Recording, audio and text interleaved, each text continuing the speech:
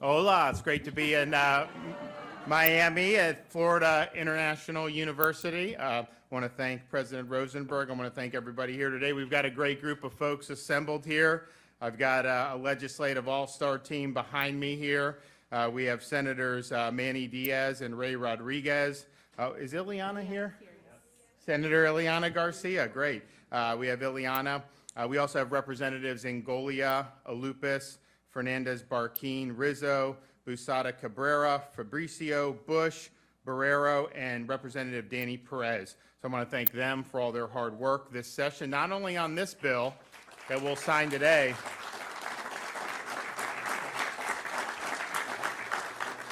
but on so many other things that we've been able to accomplish. I think we set the standard my first year and somehow exceeded it the second, and now we've even exceeded it this third year again. And so when you look at law and order, when you look at teacher bonuses, when you look at school choice, all these things we're able to do, these guys really drove the train on that. I'd also like to thank a few other folks who we were here from today. Dariel Fernandez, Cuban-American, where are you at? You're here, okay. Alberto Peroche, Venezuelan-American, is here.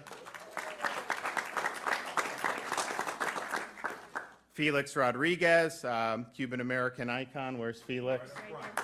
Okay, good. Thank you.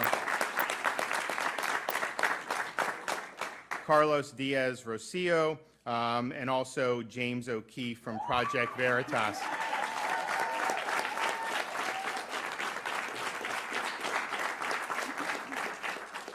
We're here today to sign into law legislation that we work very hard on, these legislators work very hard on, and really Florida is the trailblazer yet again on another issue that's really important to not just millions of Floridians, but really tens of millions of Americans. When the Founding Fathers established our country and crafted the Constitution, they were very concerned with threats to liberty, primarily emanating from government power, and they believe concentrations of power inevitably would lead to people's liberties being curtailed. So they designed a constitution that had separation of powers, checks and balances, and it was designed to create a government that could do the things that you needed a government to do, but did it in a way that was as safe as possible and had as many different checks along the way and balances so that you didn't have an accumulation of power in one part of the government. And I think that they were very smart about that. And obviously, we've seen other societies that have not had those protections. The results have inevitably been disastrous. We are now, though, in a situation where we have things that I think were probably unforeseen by the Founding Fathers. Whereas they established a First Amendment to protect people's freedom of speech, religion, and association from government overreach, we now have a situation in which some of these massive, massive companies in Silicon Valley are exerting a power over our population that really has no precedent in American history. And I would suggest the monopolies today, these big tech monopolies, are exerting way more influence over our society than the monopolies of the earliest 20th century, which led to antitrust and a lot of trust busting. And so we're in a situation here where these platforms have become our public square. Floridians and other Americans go on these platforms to be able to share ideas. Heck, you go back to the beginning of these platforms, they actually were very liberating because you had corporate media, those legacy outlets that many Americans grew to distrust, and rightfully so.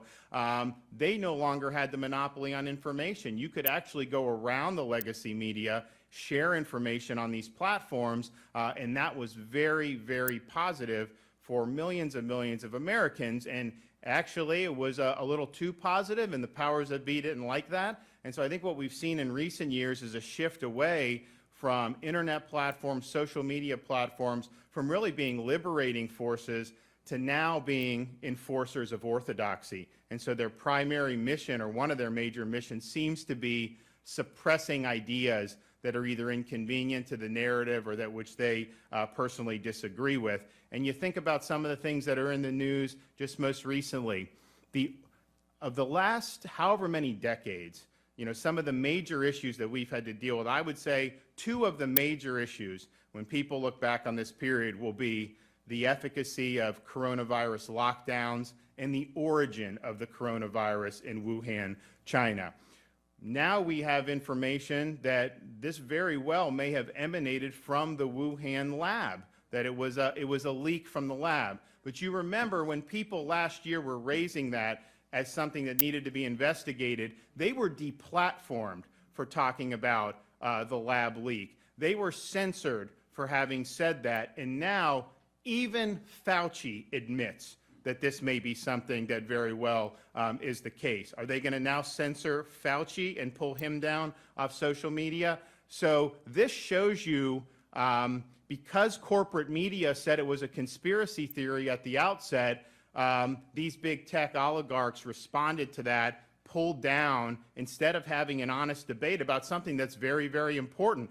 Clearly, it's going to affect our relationship with China if this was something that leaked from a lab and they immediately covered it up. We know they did cover up regardless, but certainly from that very beginning, it's a crucial, crucial thing for the American people to know. Big tech, they wanted to shut down debate over that. You also go back to March, April of 2020, anyone posting criticisms of lockdowns, those things were taken down. They were censored, but now we stand here and look at Florida. We're open and people flock here because they understand it's better to live in freedom. The places that locked down and followed those policies that were basically advocated by Silicon Valley, they've had a lot of problems: high unemployment, high crime, higher per capita COVID mortality, the list goes on and on. So these are major, major issues, and I would say those lockdowns have ruined millions of people's lives all around this country. Wouldn't it have been good to have a full debate on that in our public square? But that was not what Silicon Valley wanted to do. So this is a big problem, and we don't even need to get into the election interference that we see from Silicon Valley on major issues that deserve robust debate. Silicon Valley is acting as a council of censors. They cancel people. When mobs come after somebody, they will pull them down. They shadow ban people, which creates partisan echo chambers. And honestly, they are some of the major reasons why this country is divided for doing what they're doing. And the worst part about this, Silicon Valley thinks they know better than you. So their power up to this point has effectively been unchecked. And they have used this power in Silicon Valley to impose their orthodoxies and their ideologies on our public square.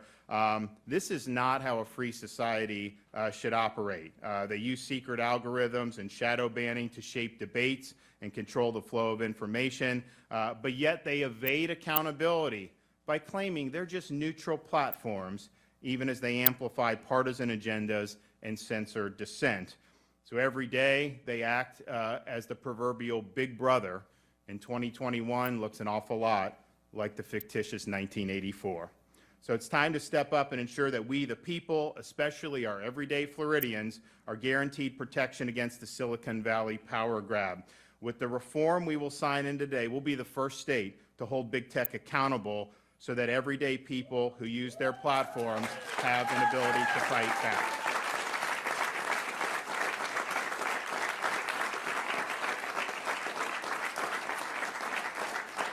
And the protection should not simply be something that is reserved for celebrities or for political office holders. It needs to apply to everyday Floridians. And what this reform does is recognize that social media platforms are as important for conveying public opinions.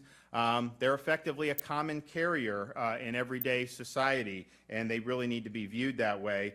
They also hold a unique place in preserving free speech for all Floridians, and these platforms can harm Floridians when they unfairly censor, ban, and deplatform them. So this reform gives every Floridian the power to fight back against big tech. Floridians who are deplatformed will be able to sue big tech companies for violating this law.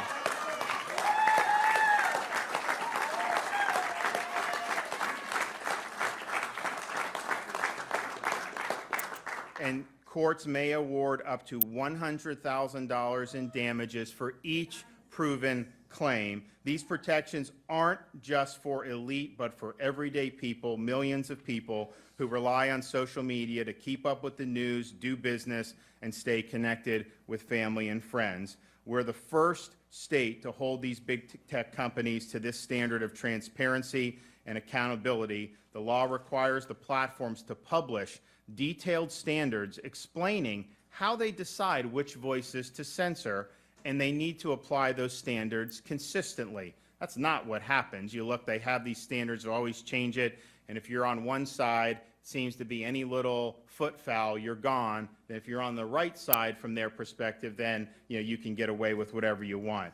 And so when big tech censors enforce their rules inconsistently to discriminate in favor of the dominant ideology in Silicon Valley, they will be held accountable in the state of Florida. And all Floridians treated unfairly by big tech platforms will have the right to sue companies to violate this law and win damages. The reform safeguards the rights of every Floridian by requiring social media companies to be transparent about their content moderation practices and give users proper notice of changes to those policies. I mean, there's some people that get deplatformed, they don't even know what they're getting deplatformed for. That prevents big tech bureaucrats from, quote, moving the goalpost to censor viewpoints they don't like. But it's not just individuals. The Attorney General under this law of Florida can bring action against tech companies that violate this law under Florida's Deceptive and Unfair Trade Practices Act. If social media platforms are found to have violated antitrust law, they will be restricted from contracting with any public entity. That antitrust violator blacklist imposes real consequences for big tech and for their bottom line. The law also prohibits big tech from deplatforming political candidates for elected office in the state of Florida. The Florida Election Commission will impose fines of $250,000 per day on social media companies that deplatforms any candidate for statewide office, and additional penalties lesser for local offices. Any Floridian can block any candidate they don't want to hear from, and that is a right to belong each citizen. You simply can avert your eyes or not subscribe to what they're doing. But it's not for big tech to be weighing in on these elections and picking the candidates that have the right to speak and those that should be silenced. They're not.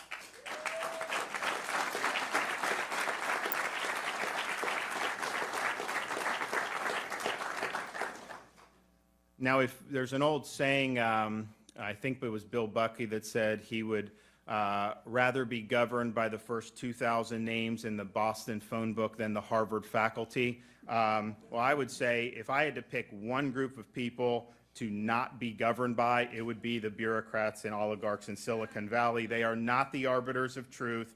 They are not accountable to the electorate. And what we're doing now is empowering Floridians to hold these companies accountable and to give protections for people in terms of their daily lives. And if you think about some of the things that we have seen, when you had the Parler company get taken down, that was like one fell swoop from a bunch of different companies acting basically in concert.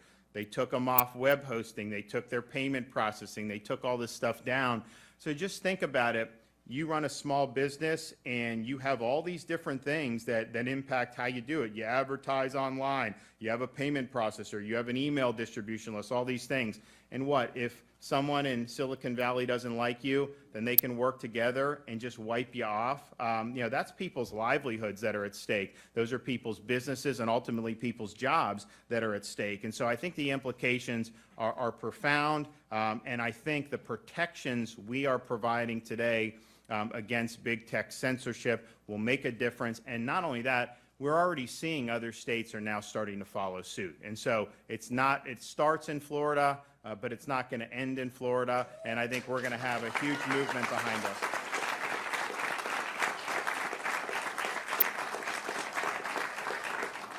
So I want to thank the legislature. I want to thank a lot of Floridians who have spoken out in favor of making sure that individual Floridians are protected, that we're protected against censorship, that people have the ability to weigh in on these important issues in what has now become a digital public square. I'm going to let some of the legislators come up, legislators who were involved in the bill. We'll also hear from some of our other speakers, and then we'll move on, and I'll put the old John Hancock on the bill, and it will become the law of this state. So first, I want to bring up our Senate, Maine Senate sponsor from Southwest Florida, Senator Ray Rodriguez.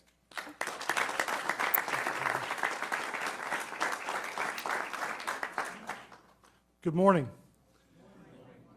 The governor shared that we're the first state to pass this legislation and hold big tech accountable.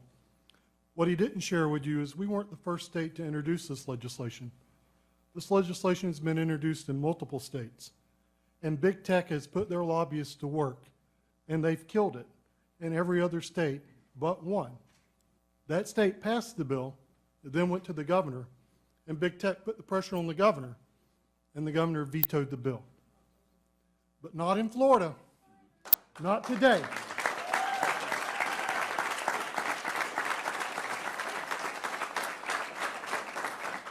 We have a governor that has shown the will to fight when the cause is freedom. And for that, Florida is blessed. Thank you, Governor. Thank you.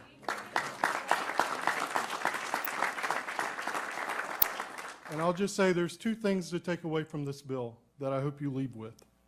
The first is this. In Florida, if these big tech monopolies want to do business, then they're going to treat Floridians fairly. And the second is this. When it comes to freedom of speech, in this state, we will defend freedom of speech against digital book burners, regardless of how big they are or how powerful they are, because speech is fundamental to our freedom. Thank you.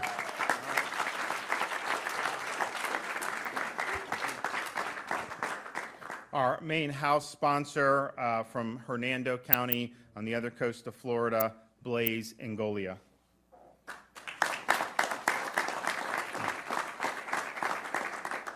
First, I want to thank Governor DeSantis for his leadership on this, but not just this issue, multiple issues. You know, when you look at the things that we're doing in the state of Florida, Florida's leading, whether it's taking on big tech, resiliency, parental or school choice, deregulating for businesses, and just protecting everyday Floridians' lives.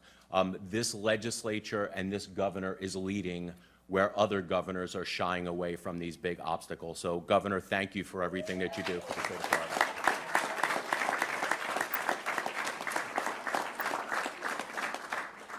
Regarding the bill, I, along with the legislators behind me and this great governor, do not think that a handful of kids behind some desks in Silicon Valley get to be the arbiter of what free speech is. And make no mistake about it, this is a consumer protection bill.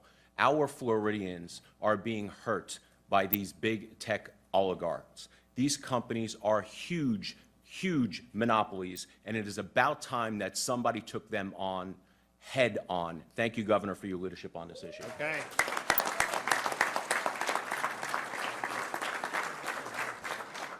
Next, we have Dario Fernandez. You explain who you are. Introduce yourself to everyone. Hi, hello, everybody. First, I wanted to say thank you, God, for this opportunity. Thank you, God, because we have one of the best governors in the United States. Yeah. Yes. Today is a special day. It's an important day, not just for the state of Florida. It's an important day for the United States of America. I remember 20 years ago when I came from Cuba, I came from my country, try to find liberty, freedom of speech. Today, the big tech wanted to have more power to the Supreme Court of the United States. And we cannot allow that happen here in this country. I think today, everybody in the United States see Florida as a new way to go. And this is important for all Americans. when you see a company that took your data, doing everything what they want, if you say, I believe in God, sometimes they say, they close your channel. When you say something that is really important for the community, they close your channel. And they don't want you to say the reality, what is happening right now in the United States. That is why this is important, not just for Florida, for all the United States of America. We need government like Ron DeSantis that push this kind of law.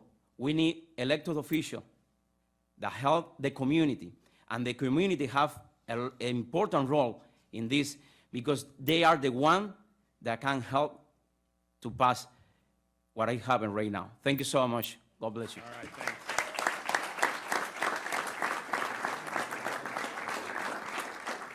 Next, we have Alberto Peroche. Thank you very much. Ladies and gentlemen, good morning. My name is not important. I'm just messenger, and the message is what it leads. And that's what I'd like you to go home with. I was born in Venezuela. Why is that important? Because I come from the future. I come to warn you about do not flirt with disaster. More than 20 years ago, forever, Venezuela was #1 country in Latin America. Sorry if there is other people from Latin American countries, and I know there are. Don't worry, it sounds kind of like, but believe me, a country where you eat a mango and throw the seed there, and 3 days later there is a tree there, believe me. If you have long fingers, put it in the ground, and there'll be a geyser of oil. You understand? We founded OPEC. We had PDVSA, who was one hell of a company. We had Citgo, who was one hell of a gas station. Now I don't pump a penny in there. You understand? And I came here thinking this is a free country. I always admire United States. My son is American, and lately, a few years ago, I became one. I swore to defend this country. I'm not in my rounds. I'm VARA, Venezuelan American Republican Alliance, and in a way, we are not only Venezuelans. We started with Venezuelans. We got Nicaraguans, Colombians, Mexicans. We got people from Guatemala. Okay, we got people really worried. Cubans really worried about what is going on. Okay, and please, big tech may have a lot of money. They can buy countries, entire countries. And sometimes I get my friends. I have friends who are Democrats. Sorry. You know. Yes, but I'm fighting, and we're having a barbecue. It's like, come on, Alberto, the people from these big companies, they're Americans. No, they're not. You know what it established is the love that you have for this country, and it's what you do for this country, okay? And one of the last Democrats who had really common sense was John F. Kennedy. He says, ask what you can do for your country, you know what your country can do with you, all right, for you. So right now is the moment of doing. 2022 is coming up. I don't want to sound so electoral, but please, please put your battery on. I want to tell you, Venezuela had beaches, climate. I mean, we were all, I come from an Italian family. Italy used to be soccer champion. We don't even qualify after 25 years of socialism, okay? So, you know, we were among the G4, right? Right now, we're maybe 20th, and Greece is passing us. So we don't even qualify for the World Cup, okay? So that's one, just to tell you, and I come from an Italian family. I'm the only one born in Venezuela, and I lived there as I was director of the Young Executive of Venezuela. What was it? Capitalist. Do your enterprise. Don't wait for the government to give you anything. Write history yourself. All right, have generosity towards yourself. Be strong and help the other ones. Just don't be there asking for help. Don't victimize yourself. The government has got to give you an environment of security. Thank God we have a government the governor who's doing it, all right? Big-chested, and he's putting his chest into this, and that makes me happy today because it's been many days that I'm not that happy, right? We mix in Venezuela racist. I tell you some similarities, and this is important. This is important. They packed the courts. Chavez packed the courts, all right? Why? Because they changed the Constitution, right? And the God-given gift of speech, which separates from animals that don't speak, all right? The Constitution is free speech is the pillar of any society around the world, not only here, all right? And it's guaranteed by our Constitution. Defended because there is not one place in history, any country that has changed its Constitution that has something or a nice story to tell. So it's placed on as a First Amendment, not as a Fourth, Fifth, 25th. It's placed as first because it's the most important, and I don't want to touch the subject, but then the Second Amendment, it's to make sure that the first one stays. And the Second Amendment, people, it is not to take a gun and go to Walmart and shoot people. The Second Amendment is making sure that the government doesn't come and knock at your house, take your kids, and tells your kids in school that the Che Guevara was a freedom fighter. You understand you put your life saving $500,000 into Harvard School? We have an alumni here. Okay? And at that time, probably they didn't teach that. But listen, and your son comes out with a t-shirt saying, with a penny loafers of Gucci and an iPhone of $1,000, but you know, you don't know anything about history. Che Guevara was a freedom fighter. What? Do I burn the school? Who do I talk to? What is the dean of the school? What am I paying for to have this guy in my house? All right? So, people, this is the moment we gotta think. Please go out. The truth will free you. Okay, and I'm known in my rounds as zero silence. I don't plan to stay quiet. I'm gonna make it short, sir, because I know you're busy.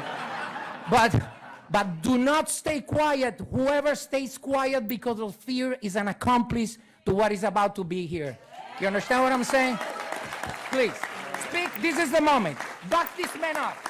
Florida, Texas, let's save this country. Thank you. Thank you for the opportunity. Thank you.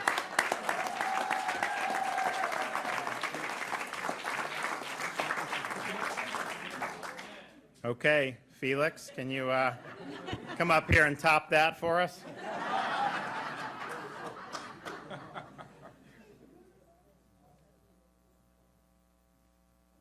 Governor, it's a pleasure to be here today. To me, you are the best governor in the United States of America.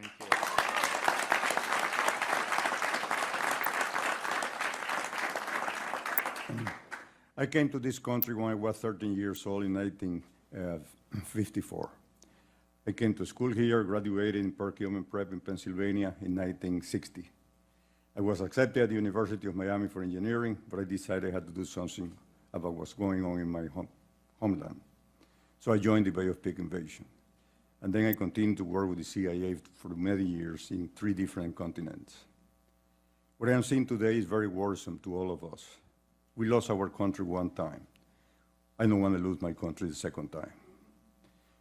It is impossible to be able to maintain a democracy when you have people that are going to veto your voice, like these high-tech people in the media. Fortunately, for the first time in a long time, we have a governor that is putting a stop to that. And it is very important to do that, because they could do anything they want, and they are vetoing our right to speak. And they have the same type of technology that the National Security Agency have. When a few words pop up in their computers, they go and see who you are talking about that they don't like, and they showed you up. And they should not do that. So we have proved 100%. We are very proud to be here and support Governor DeSantis. One thing I want to tell you before I leave.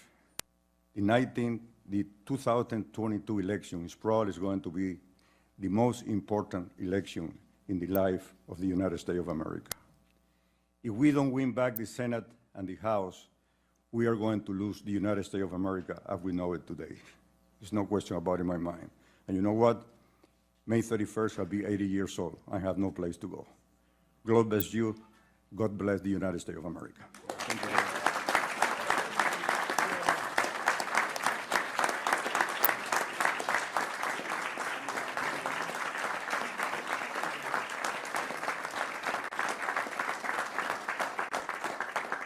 Thank you, Felix. Carlos, are you here? Where are you at?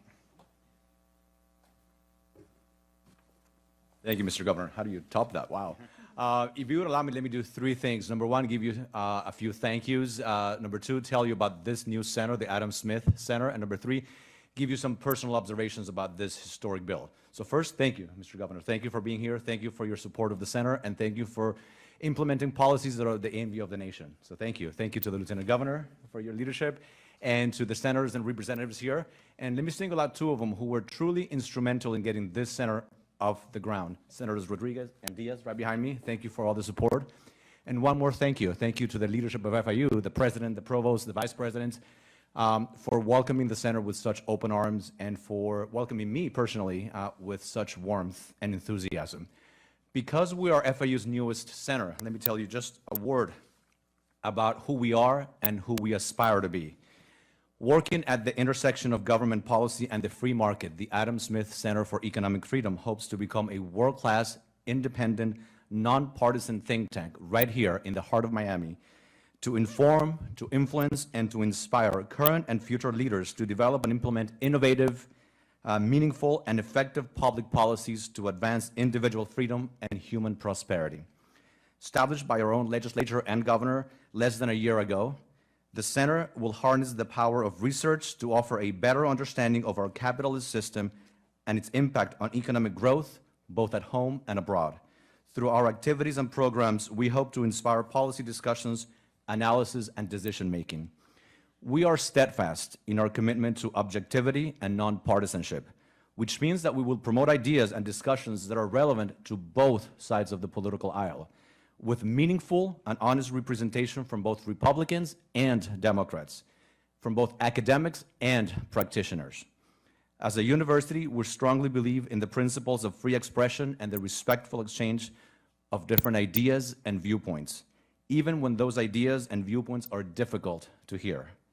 But even though we're steadfast in that commitment to political impartiality and freedom of expression, we're unabashedly supportive of democracy and the free enterprise system as the most effective ways to promote individual freedom and human prosperity. I know very well that these systems are not perfect. As Winston Churchill once said, when speaking about democracy, it has been said that democracy is the worst form of government, except for all the other forms that have been tried from time to time. And when speaking of capitalism, he said, the inherent vice of capitalism is the unequal sharing of blessings. The inherent virtue of socialism is the equal sharing of miseries. We know that there's other political systems, political and economic systems out there that have proven time and again to oppress people and to lead to economic misery the world over, including right here in our hemisphere. But while the proponents of those ideologies thrive on censorship and can't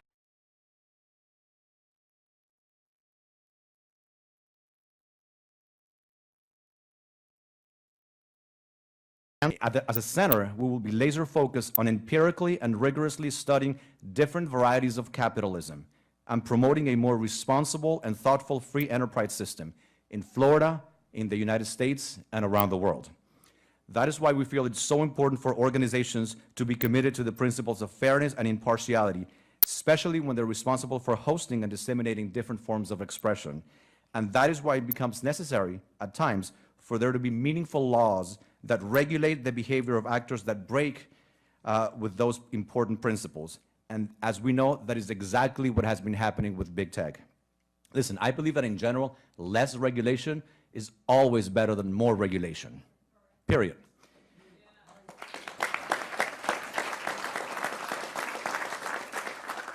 But when big, powerful players that act, in effect, as monopolies are not following the rules of the game, we need referees to bring order to the game. And in my opinion, my humble opinion, that is exactly what this bill does. It levels the playing field for all Floridians so that they can be treated fairly. And it brings transparency and accountability to the process so that if a social media organization wants to remove someone from their platform, the process can be transparent. Social media organizations are simply being asked to publish a set of standards, objective standards, which, by the way, they get to set themselves, for determining how to deplatform users, and of course, apply those standards without prejudice. The message here, in my opinion, is a clear one. Big tech, like any other business, needs to follow the rules in an unbiased manner. It's that simple. And that is why this big is so important, and that is why it's so historic. We might not realize it now, but you know who probably does realize it? People in countries like Cuba, like Venezuela, like Iran, North Korea, like China. because people in those countries know very well what it's like to be censored by big, powerful players who cannot tolerate dissenting opinions. So thank you, Mr. Governor. Thank you for standing up against those who may want to censor Floridians.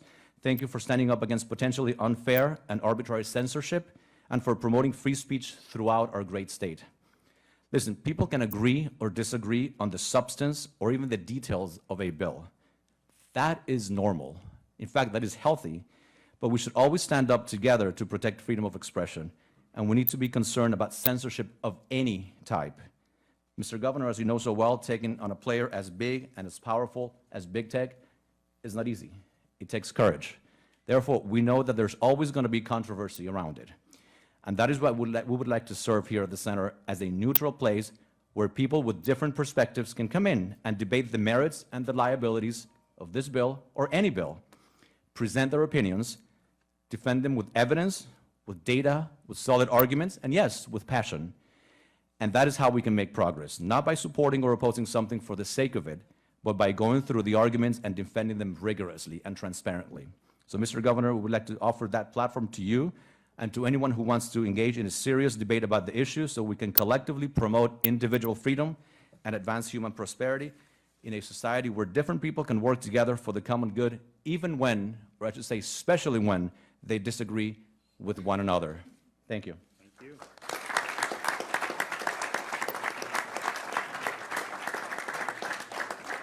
Good morning. It's great to be here at my alma mater. Always proud to be here. I want to thank everyone that's here behind me, all of our legislative leaders that work so hard along with our governor.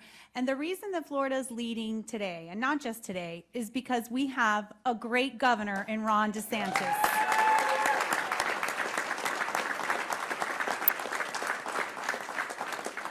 He has demonstrated such courage on taking on big tech, because I think everyone here in this room understands how difficult it is. And you heard that when Senator Rodriguez mentioned how we have not seen one other state lead like our state has under this governor. So I'm proud to be a part of this administration.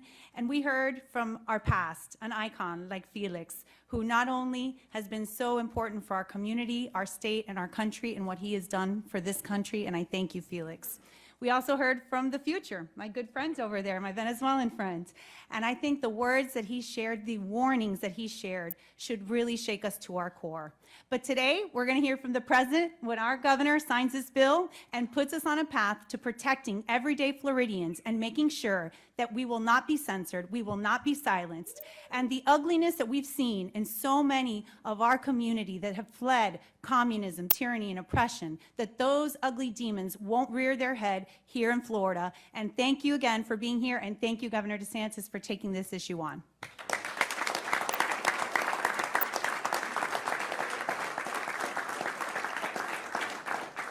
Well, thanks, everybody. I think it was great remarks across the board. And at the end of the day, today what we're doing, we are protecting Floridians' ability to speak and express their opinions.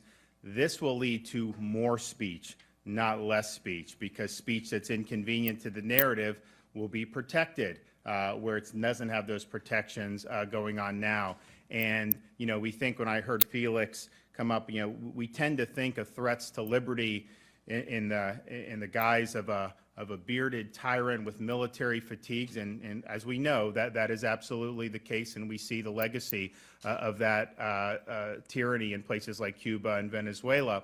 But we also have to understand, when there's great power lodged in other institutions, that has an impact and can potentially abridge people's freedoms. And so today, maybe this isn't as much the bearded tyrant in the military fatigues.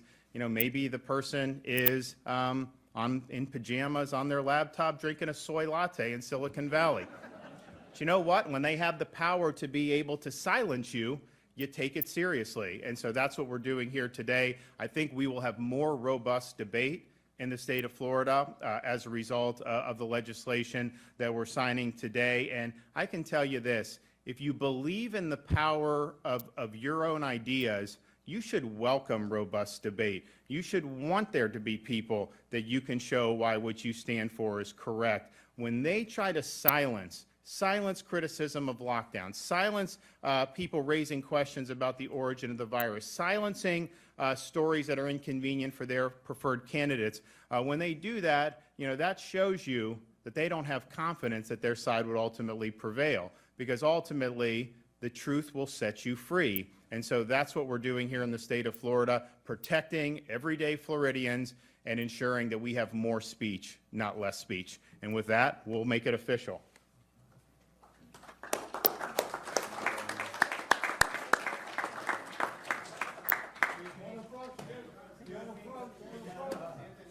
I'm gonna wait. You guys, I gotta share a little bit here.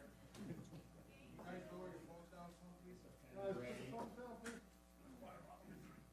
do think, so today is the 23rd or 4th?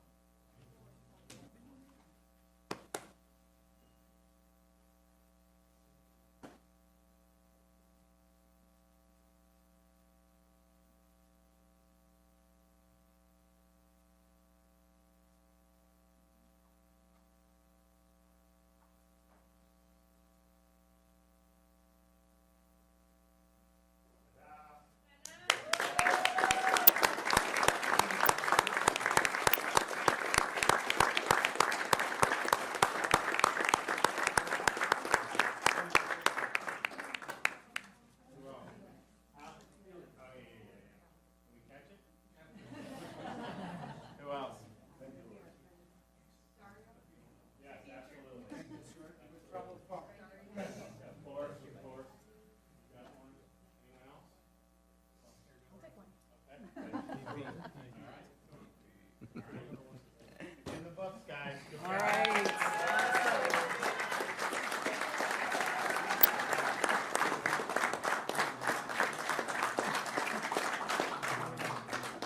And I think, obviously, I think it's a monumental day. It took a lot of work in the legislature. I know that, we're really leading the way on this. We're proud of that. But it's also a good time to reflect on a lot of the achievements that we were able to come up with in this last legislative session. You go back a year, everyone was predicting catastrophe for Florida's budget and economy. And in fact, we have robust budget reserves in our state budget, actually more than probably even before COVID started. If you look what we were able to do, meeting our key priorities, not only did we continue with my momentum on Everglades and water resources, we actually did more than what we even forecast because of the underlying strength of Florida's economy. We were able to support our K through 12 system. We did $1,000 bonuses for all principals and teachers, which will be rolling out in the next couple of days. We also were able to double down on one of the things we did last year, which kind of got lost in the pandemic. We took last year the average minimum salary for school teachers in Florida. We were in the bottom half of states. We brought us to the top 5 in average minimum salary. We did that again and actually added more to improve again going forward. Of course, I was in Miami a couple weeks ago signing the biggest school choice expansion, certainly in the country this year and maybe in decades. We also signed the strongest anti-rioting, pro-law enforcement legislation anywhere in the country.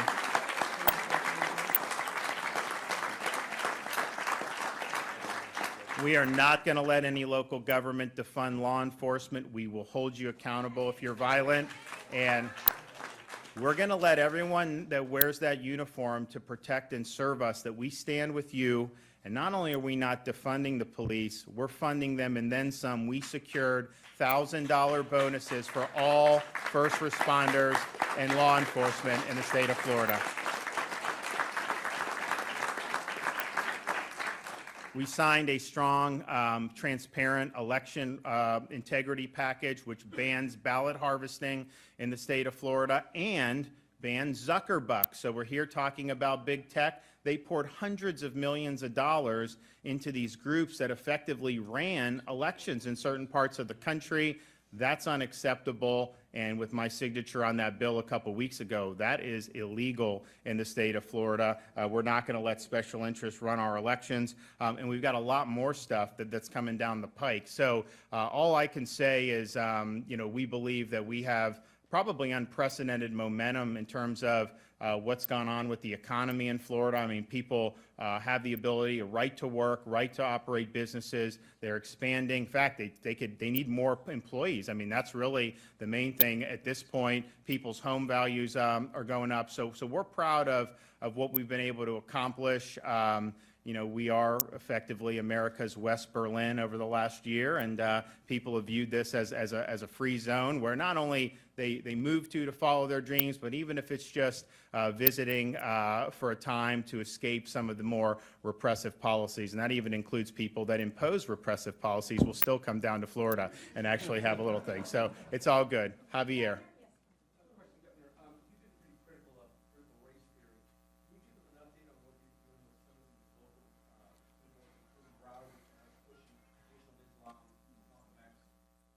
So the issue with critical race theory, one, we're going to be bringing that in front of the State Board of Education. We're not putting any tax dollars to allow critical race theory. And understand, there's a movement now in some of the elite corporate outlets to gaslight people about what critical race theory is. I saw one thing saying Texas has a bill. They don't want people to learn about slavery. That's nonsense. You teach the facts. You teach everything that's happened.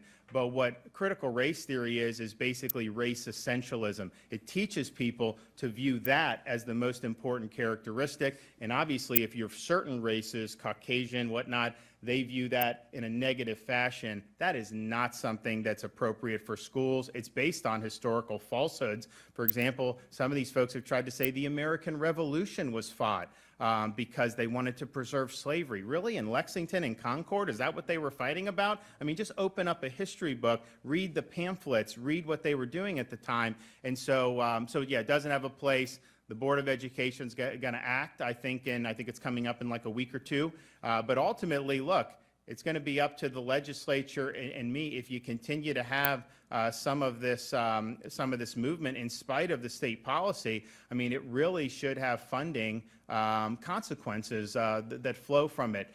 Look, have we done so well on the basics that we go off into these political and ideological tangents in our schools? They're not supposed to be indoctrinating kids with faddish ideologies. They're supposed to be teaching the basics and let them make sense of this for themselves.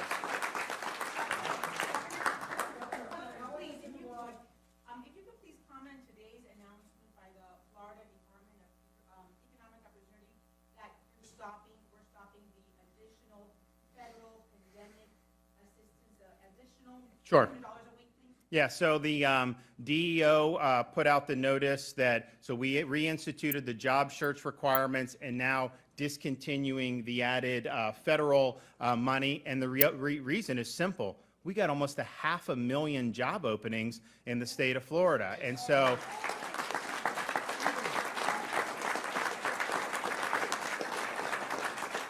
you know, a year ago, I mean, I remember when, like, I got news Disney was going to close. Like, no one thought that was even possible. You started to see tourism dry up and all these different things. There were people that had no ability. So we suspended a lot of the job search and all that stuff. We tried to get money out the door, particularly the federal money that we were able to get, and that was appropriate. Now we're just in a much different situation.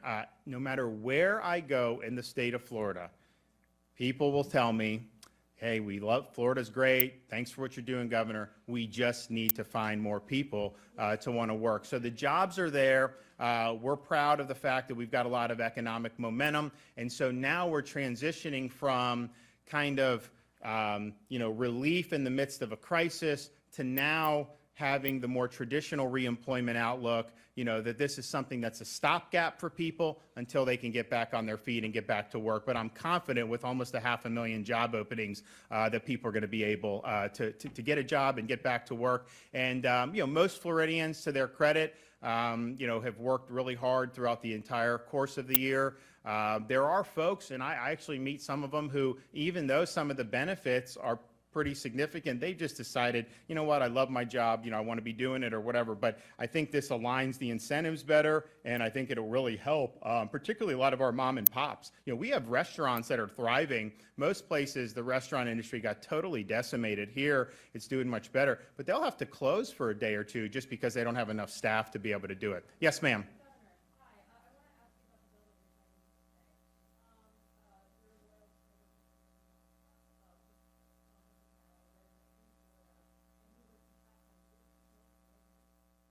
The bill is for everyday Floridians. This is what we said, and it will allow any Floridian to be able to provide what they're doing. So, but I do think that's another issue that has been brought to bear. When you deplatform the President of the United States, but you let Ayatollah Khomeini talk about killing Jews, that is wrong.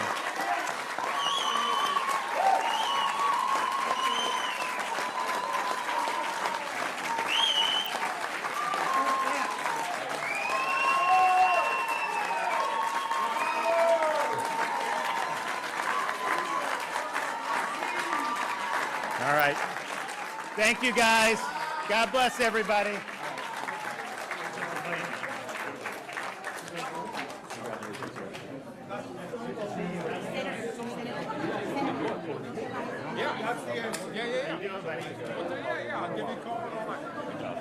¿Cómo está? Qué gusto verlo. Muchas gracias. Gracias por la oportunidad.